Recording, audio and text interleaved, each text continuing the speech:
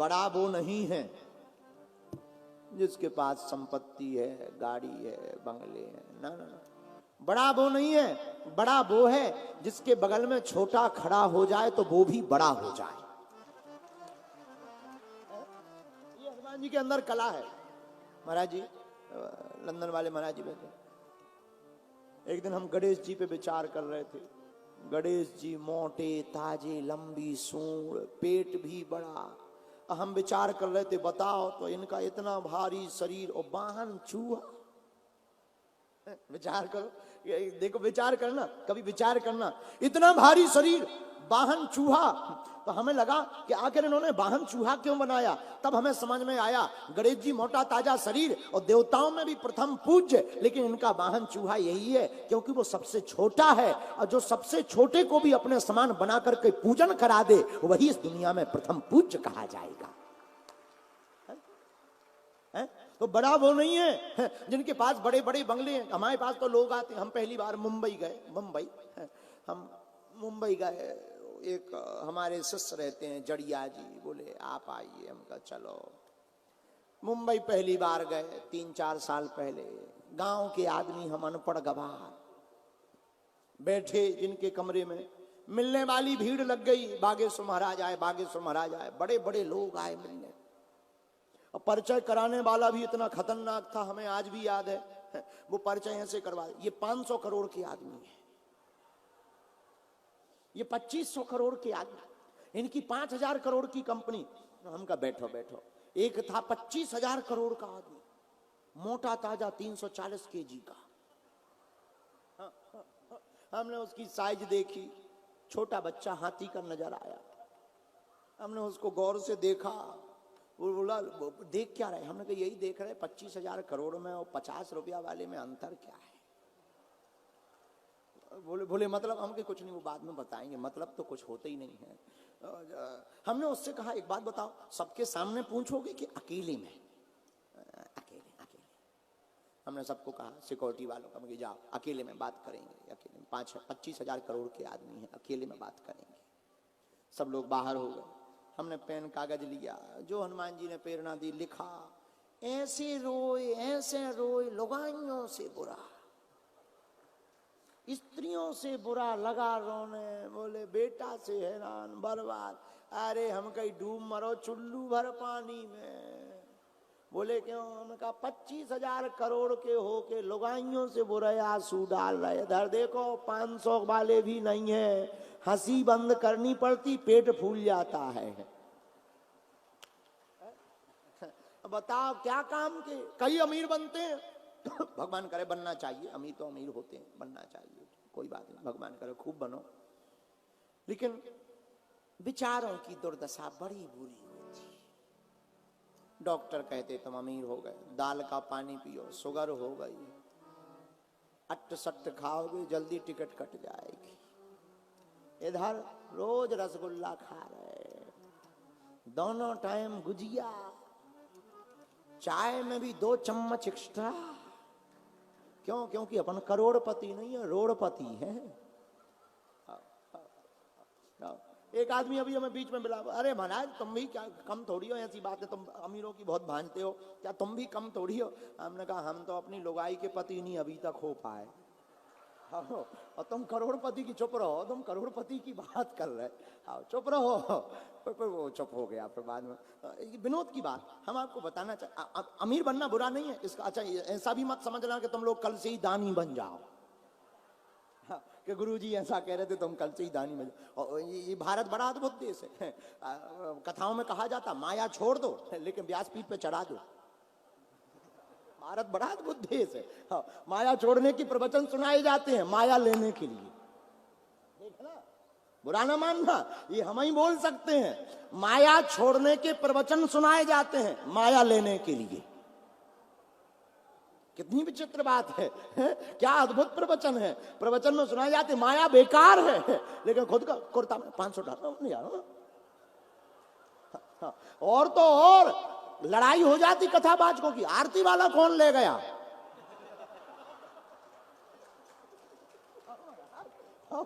आरती कौन ले गया थाली? जब तक लड़का बता दे गुरुजी कथा सुना रहे और कान में बता दे आरती के रुपया चले गए, दिमाग खराब हो जाते, कथा धरी रह जाती। पर उनका कथा में मन, थाली कहां गई? अद्भुत कथा है भाई महाराज, अद्भुत कथा है। माया छोड़ने के लिए माया लेने के लिए माया छोड़ने के प्रवचन। और भारत, अभी कुछ दिन पहले हमारे साथ एक और घटना घटी। हम आश्रम पे बैठे थे, एक व्यक्ति आया, नया लड़का, पढ़ा लिखा। हमने कहा और बताओ क्या करते हो? बोले डॉक्टर हैं। डॉक्टर? काय के डॉक्टर? बोले बालों के, हेयर स्टाइल वाले, जो कुछ भी हो, हेयर के डॉक्टर। हमने कहा हमारे चेक करो, झड़ रहे हैं। उसने हमारे चेक करे, बोले कमजोर हो गए, जड़ें खत्म हो रही, सो नहीं रहे आप। हमने कहा हाँ दिक्कत तो है, लेकिन हमने उसके कंपाउंड बोला, हमने कहा उपाय बताओ। बोले हम दवाई कर देंगे, ऐसा वैसा, ये लगाना है, ये खाना है। उन्होंने बताया, लेकिन हमारी नजर तब तक उसके कंपाउंडर पर गई। हमने कहा ये कौन है? बोले कंपाउंडर। हमने कहा ये बिल्कुल खलबट्टा है, जैसे तुम खलबट्टा हो। ये कैमरा इन पे करो, पैसा हमें यहाँ देने, उन्हें यहाँ देने। कहते देखो जी बेटे बिल्कुल खलबट्टा, इन पे लगाओ कैमरा, ले जाओ, होता ही ले जा।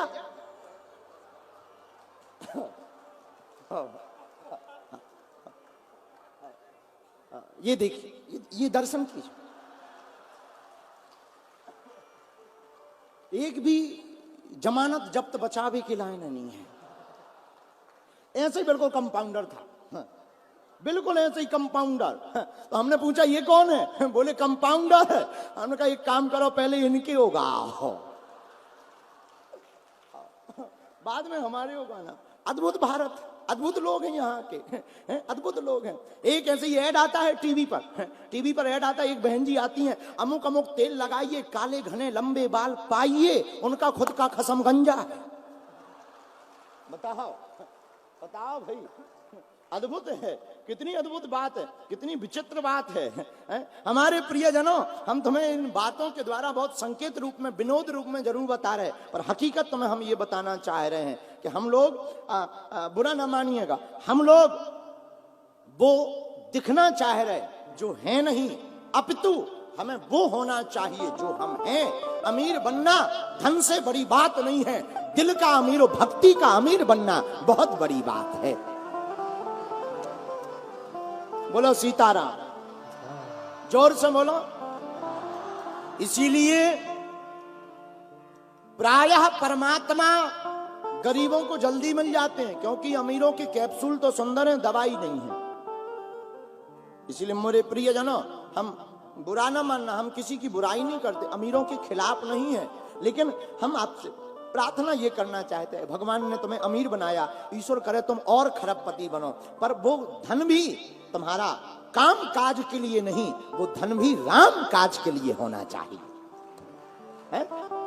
किसके काम आना चाहिए? जैसे हमारे धर्मेंद्र जी हैं, इन पर भगवान ने कृपा की, राजराजेश्वर महाराज जी ने इनको आज्ञा दी कथा करो। अब ये दोनों तीनों मनीष लोग, धर्मेंद्र जी, यजमान जी मिलकर के, इनका पूरा परिवार मिलकर बढ़िया चकाचक कथा करवा रहे। दिल्ली के लोग बढ़िया कथा का आनंद ले रहे, लाखों लोगों का कल्याण हो रहा, भंडारा भी हो रहा, कल अर्जी से भी कल्याण होगा। इसका पुण्य इन्हीं के खाते में तो जाएगा, ऊपर बैठे हुए इनके पूर्वज भी धन्य धन्य करेंगे कि धन्य है हमारे वंश में एक ऐसा पूत सपूत हुआ जिसने भगवत चर्चा करके हमको, हमारा भी उद्धार करवा दिया।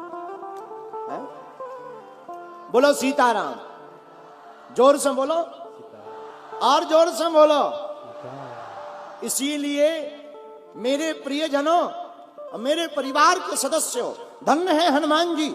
हनुमान जी इतना बल, इतना सब कुछ होने के बाद भी बड़े विनम्र हैं। हम लोगों को भी यही हनुमान जी से सीखना चाहिए, सब कुछ होने के बाद भी निर्मल रहना चाहिए, बड़े विनम्र रहना चाहिए। और जो हनुमान, देखो बुरा ना मानना, क्षमा करना, आई am very not, Jai Pandit ji, I am very not sorry. आओ, क्यों सॉरी? हमने कौन सी गलती कर दी जो बोले हैं? ऐसा नहीं है कि हम जानबूझ के बोल रहे हैं, हमें पता है नॉट माने नहीं, इतना तो अपन जानते हैं। मेरे प्रियजनों, हम लोग कथा सुनते हैं, इस कान से सुनी, इससे उड़ा दी। कुछ लोग तो ताली पीटने आते हैं, बढ़िया है, चलो हमारा टाइम पास हो जाएगा। श्रोता भी अनेक प्रकार के, कुछ श्रोता आते हैं, घर में काम मन नहीं लग रहा, पड़ोसी भी चला गया, चलो कथा में। कुछ श्रोता घर से चप्पल पहन के नहीं आते, यहां से खाली हाथ नहीं जाते, ये भी श्रोता है, ये भी श्रोता है, ये भी श्रोता ही है। बोलो सीताराम, जोर से बोलो, और जोर से बोलो। लेकिन असली श्रोता कौन? जो भगवान की कथा सुनकर के चरित्र को जीवन में उतार कर परमात्मा को पाने के लिए बैठा है, वही परमात्मा का असली श्रोता है। कथा सुनना बड़ी बात नहीं है, जीवन में उतारना बहुत बड़ी बात है। गुरु बनाना बड़ी बात नहीं है, गुरु पर श्रद्धा रखना बड़ी बात है। अमीर बनना बड़ी बात नहीं है, अमीर दिल रखना बहुत बड़ी बात है।